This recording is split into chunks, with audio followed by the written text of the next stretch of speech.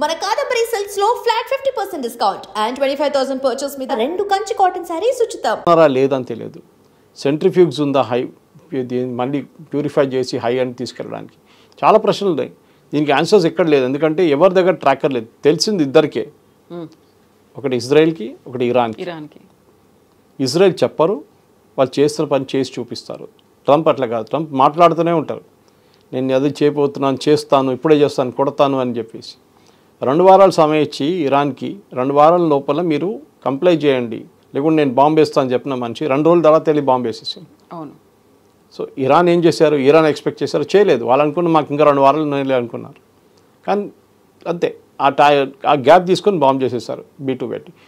కానీ ఈ బాంబు చేయడం ఎక్కువ మనం చూసాం యూఎస్ ఇంటెలిజెన్స్ బ్రీఫింగ్లో కానీ హౌస్ కమిటీ బ్రీఫింగ్స్లో ఒక డివైడెడ్ ఒపీనియన్. ఎంత డ్యామేజ్ జరిగింది, డ్యామేజ్ అసెస్మెంట్ ఎంత ఉంది, మీరు టైం ఎంత ఇచ్చారు. మన దగ్గర చాలామంది అన్నారు ఆపోజిషన్ లీడర్స్, మనం 14 రోజులు ఎందుకు తీసుకున్నాం ఆపరేషన్ సింధూర్లో, నెక్స్ట్ డే అటాక్ చేయొచ్చు కదా అన్నారు. నెక్స్ట్ డే అటాక్ చేయలేము, ఎందుకంటే మనం ఎక్కడ కొడుతున్నాం అని చెప్పలేదు వాళ్ళకి. ఇంకా మనం టెర్రర్ క్యాంప్స్ మీద కొడుతున్నాం అనేది జరిగిన తర్వాత వాళ్ళకి తెలిసింది, కొట్టామని చెప్పి మనం ఇన్ఫార్మ్ చేసాం వాళ్ళని. That as per international protocol. మేము మిమ్మల్ని కొట్టలేదు, మీ టెర్రర్ క్యాంప్స్ని కొట్టామని చెప్పి మా స్పోక్స్ పర్సన్ కూడా చాలా క్లియర్గా చెప్పారు. కానీ పాకిస్తాన్ ఏం చేశారు? మన మీద దాడి చేశారు. యుఎస్ కూడా అంతే. ఇప్పుడు ఇజ్రాయెల్ అండ్ ఇరాన్ కొట్టుకున్నప్పుడు యుఎస్ ఎందుకు వచ్చారు? ఎందుకంటే ఇజ్రాయెల్ చెప్పారంటే బంకర్ బస్టర్ తీసుకొచ్చి మీరు ఆ నటాన్స్ కానివ్వండి, నటాన్స్ బేస్మెంట్లో ఇంకోటి మెయిన్గా ఫర్దోలో బేస్మెంట్ కొట్టండి, అది మౌంటైన్ కింద ఉంది, అది కొట్టండి అని. సరే కొట్టారనుకోండి, ఏమైంది దాని తర్వాత? అది వాళ్ళు ఇచ్చేస్తారు, రావట్లేదు బయటికి.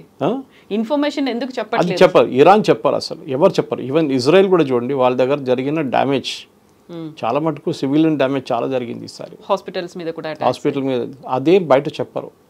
అక్కడెక్కడ ఫోటోలు వీడియోలు కనిపిస్తాయి కానీ మీకు నంబర్స్ ఎప్పుడు చెప్పరు.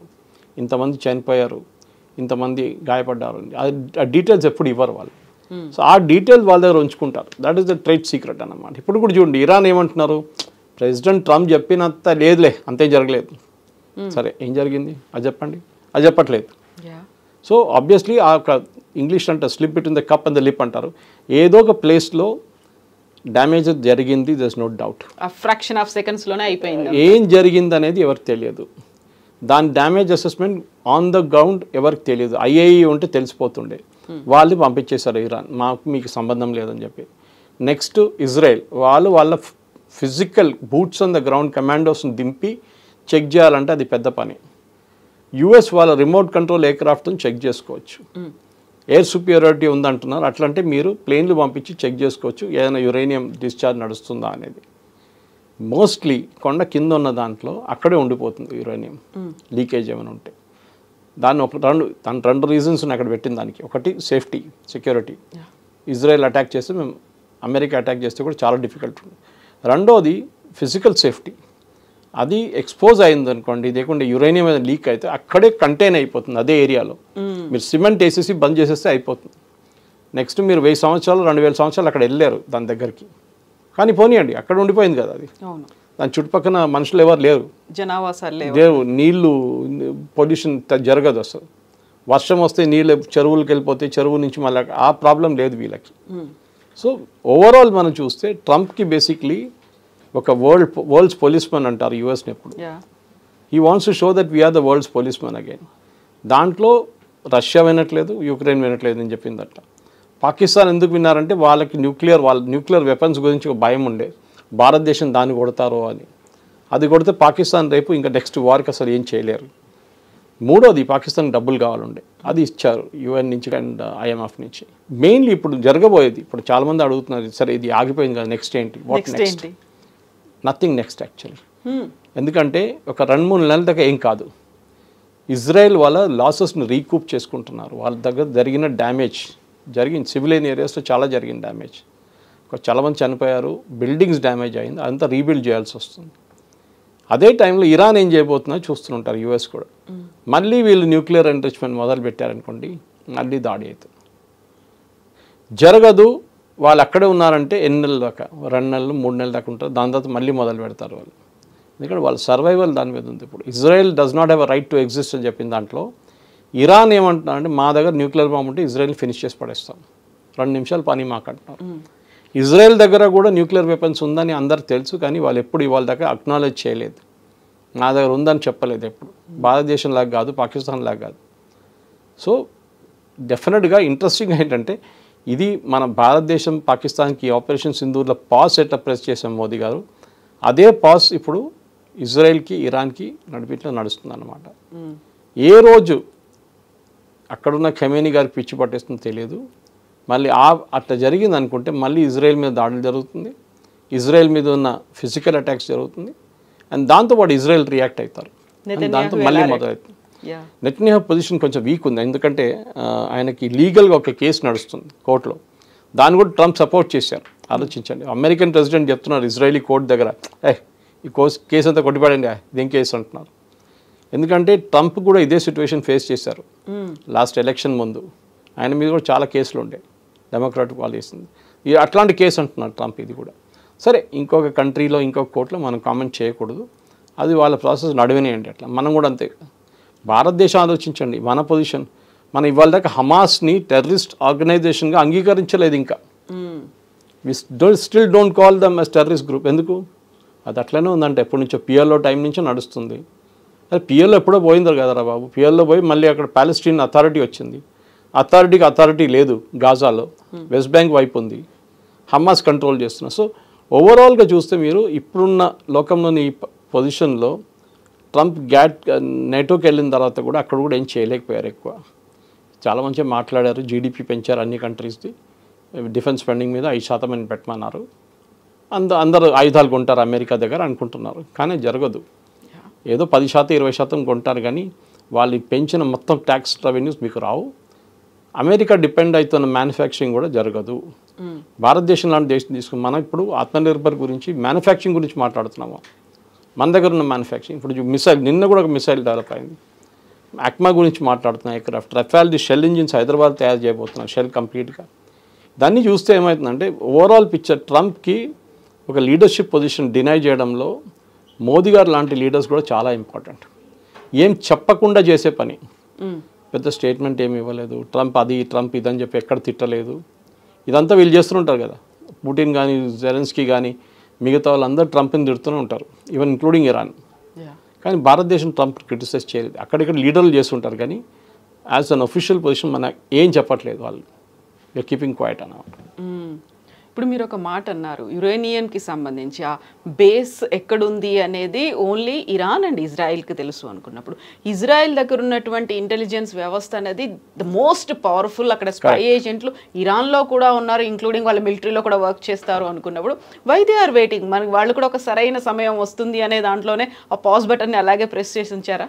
ఇరాన్కి ఏంటంటే భయం, ఇజ్రాయెల్ వాళ్ళకి అమెరికా మీద అంత భయం లేదు, కానీ ఇజ్రాయెల్ ఏం చేస్తారు మన అందరికి తెలుసు. వాళ్ళు మొత్తం మిలిటరీ లీడర్షిప్ని ఒకటే స్ట్రోక్లో కొట్టేశారు.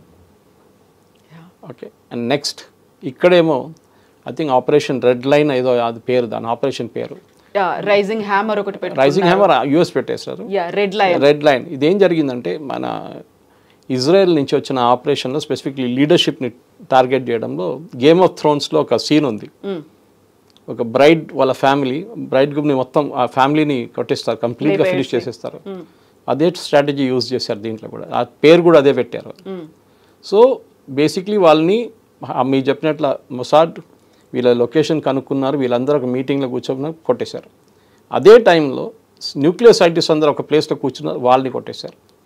ఈ మీటింగ్ ఎవరో ఇప్పుడు చెప్తున్నారు ఏంటంటే ఈ లీడర్షిప్ మీటింగ్ ఎవరు కాల్ చేశారో ఎవరికి తెలియదు. బహుశా ఇజ్రాయెలే కాల్ చేస్తుంటారు ఆ మీటింగ్, వీరెవరో ఫోన్ చేశారని చెప్పి పేజర్ అటాక్ మన అందరికి తెలుసు ఎట్లా చేశారు. Same type of strategy. So ఇజ్రాయెల్కి యురేనియం ఎక్కడ ఉందో ఎందుకు తెలుసు అంటే we have been watching Iran continuously. America అట్లా కాదు, ఇప్పుడు బాంబ్ కొట్టేసారి అయిపోయింది అంతా వెళ్ళి రిలాక్స్ చేసుకుంటున్నారు. ఇజ్రాయెల్ అంటే వాళ్ళకి ఎగ్జిస్టెన్షియల్ థ్రెట్ ఉంది. ఎందుకంటే ఇజ్రాయెల్ లాంటి దేశం ఏమంటున్నారంటే, ఖమేనీ ఏమంటున్నారు, Israel has no right to exist, Israel ఉండకూడదు. అట్లన్నప్పుడు మేము ఉన్నామని చూపించాలి కదా వాళ్ళకి. దే విల్ ట్రాక్ వాళ్ళకి తెలుసు యురేనియం ఎక్కడ ఉందని. యురేనియం అనేది నేను చెప్పినట్లు మనం ఏదో బ్యాగ్లు వేసుకొని తీసుకెళ్ళలేము, మనం దాన్ని లారీలు వేసుకొని తీసుకెళ్ళలేము. నేను చాలామంది మన పబ్లికేషన్స్ ఇండియాలో వాళ్ళ రాష్ట్రం చూసి నేను నవ్వాను అనమాట. Yeah. లారీలో తీసుకెళ్లారు అని చెప్పి 400 లారీలు వచ్చిన దాంట్లో యురేనియం 230 కిలోలు అంటే ఒక పెద్ద క్వాంటిటీ ఏం కాదు. 40 లారీలు అక్కర్లేదు దానికి. So just relax. కాకపోతే ఉన్నటువంటి కంటైనర్లు దాని mechanism highly radio active. So దాన్ని ట్రాన్స్పోర్ట్ చేయడంలోనే పెద్ద కేర్ఫుల్ ఉండాలి. అది ఇట్లాంటి పరిస్థితుల్లో ట్రాన్స్ఫర్ చేసినప్పుడు బ్యాడ్ లక్ ఎక్కడైనా ఇజ్రాయెల్ వచ్చి కొట్టారనుకోండి ఈ రోడ్డు మీదే, చుట్టుపక్కల ఉన్న 500, 600, 1000 కిలోమీటర్లు ఎవరు ఉండలేరు మళ్ళీ. So nobody will take that risk. So ఏదో చేస్తుంటారు, అది మనకు తెలియదు. ఇరాన్తోని నెగోషియేట్ చేసి బాబు చేయకు అని చెప్తే వాళ్ళు వినరు. ఐఏఈని తీసుకొస్తే అది కూడా వాళ్ళు వినరు ఇప్పుడు. ఎందుకంటే దీనికన్నా ముందు అట్లీస్ట్ ఐఏఈ మాట వినరు. వాళ్ళు కెమెరా పెట్టారు, వాళ్ళు లిజనింగ్ సౌండ్స్ పెట్టారు, అన్నీ చేశారు వాళ్ళు. ఇప్పుడు అది కూడా చేయలేకపోతారు. ఎవరి మీద నమ్మకం లేదు ఎవరికి ఇప్పుడు, అది ప్రాబ్లం. సో ఇజ్రాయెల్ స్టాండ్ ఎలా ఉంటుంది అనేది ఎంతకాలం వేచి చూస్తుంది? ఇప్పుడు ఈ అమెరికా వాళ్ళు ఇచ్చినటువంటి ఒక మాటకి ఒక గౌరవం ఇచ్చేసి ఆగారా? కరెక్ట్. ఎందుకంటే వాళ్ళకి నేను చెప్పినట్టు ఇంకా ముందు చెప్పాను మీకు, రీకూప్ చేసుకుంటున్నారు. వాళ్ళ దగ్గర కూడా ఆయుధాలు అయిపోయినాయి. డైలీ డేవిడ్ స్లింగ్ కానివ్వండి, ఐరన్ డోమ్ యూజ్ చేస్తున్నాడు. మిసైల్స్ ఒక రోజు అయిపోతుంది. ఇరాన్ది కూడా అయిపోయినాయి మిసైల్స్, కానీ కౌంటర్ చేయడానికి మిసైల్స్ కావాలి కదా, ఐరన్ డోమ్ లాంటి మిగతాది. అది కూడా 200 ఎయిర్ ఫోర్స్ జెట్లు పంపిస్తే ఒక దాంట్లో 4 మిసైల్స్ ఉంటాయి మీకు. ఒకసారి 800 పోయిందా లేకుంటే 1000 పోయిందా? So you need to recoup.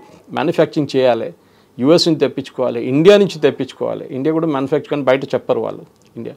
So ఇట్లాంటి పరిస్థితుల్లో ఒక బ్రేక్ తీసుకుంటే ఇద్దరికి అడ్వాంటేజ్. ఇరాన్కి ఏంటంటే ఏం డ్యామేజ్ జరిగింది చెక్ చేసి మనం నెక్స్ట్ ఇప్పుడు మళ్ళీ రీప్రాసెసింగ్ స్టార్ట్ చేయాలన్నా వద్దు, మనకి ఇప్పుడు చేస్తే మళ్ళీ వాళ్ళు వచ్చి ఇంకోసారి కొడతారు. We will relax. మా దగ్గర ఉన్న యూరియానే మనం ఏం చేసాం చెప్పక్కర్లేదు, మళ్ళీ ఎక్కడైనా ప్రాసెస్ చేయాలంటే చేసుకోవచ్చు. ఏమనంటే మేము పీస్ఫుల్ పర్పస్ చేసుకుంటా అంటారు. సో కానీ ఇజ్రాయెల్ ఏం చేస్తారంటే they are waiting for next attack from Hezbollah or Hamas. ఒక పెద్ద అటాక్ జరిగిందనుకోండి, ఆ ఎక్స్క్యూజ్ తీసుకొని వాళ్ళు ఇరాన్ని కొడతారు. కానీ ట్రంప్ ఉన్నదాకా, ఇప్పుడు ట్రంప్ అట్లీస్ట్ నెక్స్ట్ 6 నెలల దాకా పక్కా ఉంటారు కదా, ఎట్లయినా 4 సంవత్సరాలు ఉంది ఇంకా ఆయనకి. కానీ ట్రంప్ ఇజ్రాయెల్ మీద ఉన్న పట్టు ఎంత ఉందని తెలిసిపోతుంది దీంతో. చాలా మటుకు కొంచెం వీకెన్ అయింది అది. ఇజ్రాయెల్ అనౌన్స్ చేసిన తర్వాత కూడా వాళ్ళు 200 ఎకరాలు మళ్ళీ పంపించారు ఇరాన్కి బాంబ్ చేయడానికి. ట్రంప్కి ఆల్మోస్ట్ పిచ్చి పట్టేస్తుంది. Use the very bad language, language use చేశారు ఆయన. They don't know what the hell they are doing అని చెప్పేశారు ఆయన. సో ఆ పరిస్థితికి వచ్చేస్తుంది. అంటే నా మాట వినట్లేదు వీరెవరు, ఏంటిది అని. సో ఇజ్రాయెల్ కూడా దే ఆర్ వెయిటింగ్. రేపు ఇరాన్ ఏం అనౌన్స్ చేస్తారంటే మా యురేనియం ప్రొడక్షన్ మళ్ళీ మొదలు పెడతామంటే అప్పుడు అమెరికా ప్యానిక్ అవుతుంది. మళ్ళీ ఇరాన్ దగ్గర వెళ్ళి ఇజ్రాయెల్ దగ్గర వెళ్ళి ఏం చెప్తారంటే మీరు కొట్టండి, మీరు ఏం కావాలంటే చేసుకోండి, ఎందుకంటే సీజ్ ఫైర్ వైలేట్ అయిందని చెప్పేసి. దానికి వెయిట్ చేస్తాం. ఒక మిసైల్ ఎక్కడ పోయింది అనుకోండి, ఒక మిసైల్ ఇక్కడ వస్తే సీజ్ ఫైర్ ఇస్ అవుట్, మళ్ళీ యుద్ధం మొదలు కావు. కానీ దానికి కొంచెం రీకూప్ చేసుకొని వీళ్ళ ఎయిర్ ఫోర్స్ పైలట్స్ కానివ్వండి మిగతా అందరికి రెస్ట్ ఇచ్చి 2-3 వారాలు రెస్ట్ తీసుకొని మళ్ళీ వచ్చి కొట్టడం ఉంటుంది. ఎందుకంటే హిస్టరీ నుంచి 1948 నుంచి ఈ యుద్ధం నడుస్తుంది. అప్పుడు ఈజిప్ట్, జార్డన్, లెబనాన్ అందరు కలిసి అటాక్ చేశారు, ఇజ్రాయెల్ మీద దాడి చేశారు. ఇప్పుడు ఇరాన్ దాడి చేశారు, ఇరాన్ ప్రాక్సీస్ దాడి చేస్తున్నారు. సో నెక్స్ట్ సిచ్యువేషన్కి రావడానికి Israel is waiting for one small mistake from Iran. అది చెప్పగానే వాళ్ళు చెప్పేస్తారు ట్రంప్కి, చూడండి వాళ్ళు యురేనియం ఇక్కడ పెట్టుకున్నారు, వాళ్ళు ప్రాసెస్ చేస్తున్నారు, మీరేం చెప్తారంటే వెళ్ళి కొట్టేశారా బాబు నాకు తెలియదు అని చెప్పేస్తారు. బికాస్ ప్రెసిడెంట్ ట్రంప్కి ఏంటంటే ఆయన ఒక పీస్ మేకర్గా చూపిస్తున్నారు ఆయన్ని. కానీ ఆయనే B2 పంపించింది కదా బాంబు చేయడానికి. బాంబులు వేసిన తర్వాత ఈ హిందీలు అంటారు బిల్లి సౌ చూవే కాకే హచ్కోగాయని. పిల్లి ఒక 100 ఎలుకలు తినేసి మళ్ళీ హజ్కి వెళ్ళిందంట. అట్లా ఆ పరిస్థితి ఇది. సో డెఫినెట్గా ఒక ట్రంప్ చేసిన తప్పులు ఉన్నాయి, చాలా ఉన్నాయి, మిస్టేక్స్, స్ట్రాటజిక్ మిస్టేక్స్ చాలా ఉన్నాయి. B2 యూజ్ చేయాలన్నా వద్దా, మీరు మీకు మొత్తం డిస్ట్రాయ్ చేయకపోతే మీరు ఎందుకు సెకండ్ ట్రిప్ ఎందుకు వెళ్ళలేదు ఇంకోసారి? ఇద్దరు ఇన్ని B2 బాంబర్స్ ఉంది కదా, సెకండ్ వేవ్ ఎందుకు కొట్టలేదు? సెకండ్ వేవ్ కొడితే మళ్ళీ మొత్తం అది డిస్ట్రాయ్ అయిపోయి ఉంటుందా? లేకుంటే ఇజ్రాయెల్ దగ్గర ఉన్న ఆయుధాలు వాళ్ళు ఎందుకు వాడట్లేదు? వాళ్ళ దగ్గర ఉన్న ఆయుధాలు కూడా వాడచ్చు, కానీ వాళ్ళు ఆపేసుకున్నారు. మేబీ నెక్స్ట్ రౌండ్లో కొడదామని చెప్పేసి బహుశా జరగచ్చు కూడా. ఇప్పుడు ఫస్ట్ ట్రంప్ మళ్ళీ సెకండ్ టర్మ్లోకి రాగానే చేసిన పని రష్యా అండ్ ఉక్రెయిన్ మధ్య దాంట్లో ఒక డిస్కషన్ అనేది తీసుకొచ్చారు. ఇద్దరు పట్టించుకోలేదు, వినలేదు. ఈవెన్ వైట్ హౌస్కి జెలెన్స్కీని పిలిచారు, కేర్ నాట్ అన్నట్టుగా ఆయన ఉన్నాడు. ఆ తర్వాత మన పాకిస్తాన్ ఆపరేషన్ సింధూరు దీని గురించి మాట్లాడారు. ఆ తర్వాత ఇరాన్ ఇజ్రాయెల్ అయింది. సో ఇక్కడ కూడా ఒక పాజ్ బటన్ లాంటిది ప్రెస్ చేసి ఉంచారు. ఆ తర్వాత ఇంకోటి ఏదో అవబోతుందా మళ్ళీ, are they waiting for that? అలా అనిపిస్తోంది కదా. అమెరికా వెయిట్ చేస్తున్నారండి, కానీ అమెరికాకి ఇంకా యుద్ధాలంటే ఇంకా కొత్త ఏదైనా యుద్ధం తయారు చేయాల్సి వస్తుంది. అది ఎక్కడ లేదు ఇప్పుడు, ఎందుకంటే ఆఫ్రికాలో ఎక్కడో నడుస్తుంది, రువాండా గివాండా అంతా నడుస్తుంది, కానీ పెద్ద వార్ ఎక్కడ లేదు. రిజీమ్ చేంజ్లు ఉన్నాయి కొన్ని, మయన్మార్లో చేపిస్తున్నారు, అది జరగబోతుంది నెక్స్ట్ 6 monthsలో. మయన్మార్లో మోస్ట్లీ మిలిటరీ వాళ్ళ ఒక కూ నడుస్తుంది, మిలిటరీలోనే కొట్టుకుంటారు కొంచెం. ఆఫ్ఘనిస్తాన్ కొంచెం ట్రై చేస్తున్నా కానీ అక్కడ ఏం జరగట్లేదు వాళ్ళతోని, అమెరికాతోని. ఇరాక్లో కూడా ఏం లేదు, లిబియాలో లేదు, చెప్పినట్లు ఎక్కడ లేదు. సో అక్కడ మిగిలింది ఒక్కటే ఏంటంటే ఇరాన్ ఒకటి ఆ ఏరియాలో, ఇంకోటి లెబనన్లో అయితే ఇప్పుడు పీస్ఫుల్గానే ఉన్నారు, వాళ్ళ ప్రాబ్లం లేదు వాళ్ళతోని. లోకంలో మొత్తం మీరు కంప్లీట్గా చూస్తే పొలిటికల్గా అన్స్టేబుల్గా ఉన్న రీజన్ మిడిల్ ఈస్ట్ ఒకటే. కానీ ఇప్పుడు అది కూడా ఈ సీజ్ ఫైర్తో అది కూడా కూల్ అయిపోయింది. ట్రంప్కి ఇంకా కొత్తది ఏదైనా తయారు చేయాలంటే ఏదో కొత్త డ్రామా చేయాల్సి వస్తుంది. నేనైతే ఐ కెనాట్ గెస్ ఏం చేయబోతున్నారని, కానీ ఏదైనా గేమ్ ఉంటుంది ట్రంప్కి. అది చేయకుండా ఆయనకి నెక్స్ట్ ఎలక్షన్ లేదనుకోండి, అది డిఫరెంట్ థింగ్. కానీ డెమోక్రాట్ పార్టీకి ఒక పెద్ద ఛాలెంజ్ ఉంటుంది, ఎందుకంటే వాళ్ళు ట్రంప్ని కిందకి దింపాలంటే, అట్లీస్ట్ రిపబ్లిక్స్ని కిందకి దింపాలంటే ట్రంప్ని కొంచెం కంప్లీట్గా ఒక ఫెయిలియర్గా చూపించాల్సి వస్తుంది. అది జరుగుతుందా లేదా అని మనం చూడాల్సిందే. ఈ వార్తోని ఈ యుద్ధంతో తెలిసిపోయింది ఒకటి ఏంటంటే, అక్కడ ఒక టర్మ్ వచ్చింది, టాక్కో అంటారు యూఎస్లో. ట్రంప్ ఆల్వేస్ చికెన్స్ అవుట్ అంటే ఏదైనా ప్రాబ్లం వస్తే ట్రంప్ విత్డ్రా చేసుకుంటారని. అది కానీ ఈసారి ఎందుకు జరిగింది ఎక్స్ప్లెనేషన్ అడగాల్సింది యుఎస్ కాంగ్రెస్లో. ఆల్రెడీ అడుగుతున్నారు డెమోక్రాట్స్ వాళ్ళు, ఎందుకు జరిగింది, ఎందుకు బీటీలు పంపించారు, ఎందుకు ఇమీడియట్గా సీజ్ ఫైర్ అనౌన్స్ చేశారు, ఎందుకు ఇజ్రాయెల్ ఇరాన్ దగ్గర చెక్ చేయకుండా సీజ్ ఫైర్ అనౌన్స్ చేశారు. మన దగ్గర కూడా అంతే చెప్పారు కదా, భారత్ పాకిస్తాన్ చేసుకుంటా అని చెప్పారు. మనకే తెలియదు ఏం నడుస్తుంది అనేది. సో ట్రంప్కి ఏంటంటే ఇన్ ద న్యూస్ ఉండాలి ఆయన, కానీ ఆయన అక్కడున్న లీగల్ ప్రాబ్లమ్స్ చాలా ఉన్నాయి. అక్కడ కోర్టుల కేసులు మస్తు నడుస్తున్నాయి, కాలేజెస్ కానివ్వండి, సిటిజన్షిప్ గురించి కానివ్వండి, ఐస్ గురించి కానివ్వండి, చాలా నడుస్తున్నాయి అక్కడ ప్రాబ్లమ్స్. అది ముందు సార్ట్అవుట్ చేసుకున్న తర్వాత లోకంలో ఉన్న మిగతా ప్రాబ్లమ్ తర్వాత సార్ట్అవుట్ చేసుకోవచ్చు. ఆల్రెడీ మిడిల్ ఈస్ట్ని ఒక అత్యంత ప్రమాదకరమైనటువంటి ప్రాంతంగా ట్రంప్ ముందు నుంచి చెప్తూ వస్తున్నారు. అక్కడ ఉన్న వాళ్ళని ఎవాక్యుయేట్ చేస్తాము, ఇలాంటివన్నీ కూడా చెప్తూ వస్తున్నప్పుడు, సో ఇప్పుడు మిడిల్ ఈస్ట్ మీద ఫోకస్ పెట్టుకుంటారా, లేకుంటే ప్రపంచవ్యాప్తంగానా, అమెరికానా? మిడిల్ ఈస్ట్ ఇప్పుడు లేదు, అక్కర్లేదు. Middle east is quite. ఇప్పుడు ఇరాన్ ప్రాబ్లం ఒకటే ఉండే, అది సార్ట్అవుట్ అయిపోయింది. హూతీలు మాట్లాడలేదు, హమాస్ ఎక్కువ గొడవ లేదు, హమాస్ ఇజ్రాయెల్ చూసుకుంటున్నారు. ఇటువైపు ఏమో లెబనాన్ అబ్సల్యూట్లీ క్వైట్ అయిపోయారు, అంటే హెజ్బుల్లా క్వైట్ అయిపోయారు. అక్కడ ప్రాబ్లం ఏం లేదు మిడిల్ ఈస్ట్లో. ఇప్పుడు ప్రాబ్లం రాబోతుందంటే ఎకనామిక్ ఫ్రంట్లో రాబోతుంది ట్రంప్కి. ఇది కాదు, not on the war front, economic front. Russia Ukraine ఎప్పుడు ఆపుతారని అది మనం చెప్పలేము, ఎప్పుడు ఆపుతారని. అది వాళ్ళు మొత్తం ఇద్దరు టైర్డ్ అయిపోయినప్పుడు ఆపేస్తారు. ఇప్పటికైతే ఇద్దరు కొట్టుకుంటున్నారు, వీళ్ళు ఆయుధాలు ఇస్తున్నారు మన నేటో, అది జెలెన్స్కీ వాడుకుంటున్నారు. ఇటువైపు ఏమో రష్యా ఇంకా ప్రొడక్షన్ ఎక్కువ చేస్తున్నారు, వాళ్ళు ఇంకా దాడి చేస్తున్నారు. ఇప్పుడు ఎక్కడ ఆగుతుందో, ఇది ఫుట్బాల్ గేమ్ దాకా టైమ్అవుట్ ఉంటుందో లేదో మనకు తెలియదు దీనికి. సో డెఫినెట్గా Trump next time Russia Ukraine ఉంటుంది, కానీ అంత ఈజీ కాదు. అది సార్ట్అవుట్ చేయాలంటే చాలా ప్రాబ్లమ్స్ ఉన్నాయి దాంట్లో. మెయిన్లీ ఏంటంటే జెలెన్స్కీ ఈ వార్ నుంచి విత్డ్రా చేసుకుంటే, సీజ్ ఫైర్ పెట్టుకుంటే జెలెన్స్కీ పొజిషన్ వీక్ అయిపోతుంది యుక్రెయిన్లో. పుటిన్కి ఏ ప్రాబ్లం లేదు, పుటిన్ ఆటోక్రాటిక్ రూలర్, ఆయన ఉంటాడు ఇంకా 10 సంవత్సరాలు కంటూ ఉంటాడు ఇంకా. కానీ జెలెన్స్కీ చెప్పలేము, అది పెద్ద ప్రాబ్లం అనమాట. సో ట్రంప్ సపోర్ట్ చేస్తాడా లేదా అని చూస్తే ఎస్ సపోర్ట్ చేస్తారు, ఎందుకంటే ఒక మినరల్స్ డీల్ చేసుకున్నారు. ఆ మినరల్స్ కావాలి, అక్కడి నుంచి రేర్ ఎర్త్స్ కావాలి, దానికి జెలెన్స్కీని వాడుకుంటారు. అయిపోయిన తర్వాత జెలెన్స్కీతో ఏం చేస్తారో మనం ఏం చెప్పలేము. సో ఇప్పుడు అల్టిమేట్గా మనం ఏ ఒక్క నోబెల్ ప్రైజ్ గురించి ఇంతలా చూడలేదు, ఇంతలా కూడా మాట్లాడుకోలేదు. నోబెల్ పీస్ ప్రైజ్ అనగానే డొనాల్డ్ ట్రంప్ చూస్తున్నారు అనేది ఒక రికమెండేషన్ లెటర్స్ ఇవన్నీ వెళ్ళిన తర్వాత వాట్ హ్యాపెన్స్, మొత్తం అల్టిమేట్గా ఫైనల్గా ఎవరి పేరు వస్తుంది అనుకుంటున్నారు? స్వీడిష్ అంత ఈజీగా తీసుకోరండి దీన్ని, అంత వాళ్ళు ఎవరు రికమెండేషన్ పట్టించుకోరు. ఆయన నుంచి రాసిస్తాను మీకు, it will be very surprising decision. ట్రంప్కే తర్వాత అంటే నేను ఎప్పుడు అడగలేదు, ఎవరన్నారు నేను అడిగానని చెప్పి నోబెల్ ప్రైజ్, నేను అప్పుడు అడగలేదు కదా, ఎవరు చెప్పారు నాకు ఇస్తారని చెప్పలేదు కదా అంటారు. తర్వాత ఇంగ్లీష్లో సార్ గ్రేప్స్ అంటారు, దొరకకపోతే తర్వాత దాన్ని అయ్యే ఎవరు కావాలి అదంతా అంటారు. అది ఆ పరిస్థితికి ట్రంప్ వచ్చేస్తారు. రియాలిటీ చెక్ అనేది ఒక 6 నెలల్లో వచ్చేస్తుంది ట్రంప్కి డెఫినెట్గా. సో అప్పటి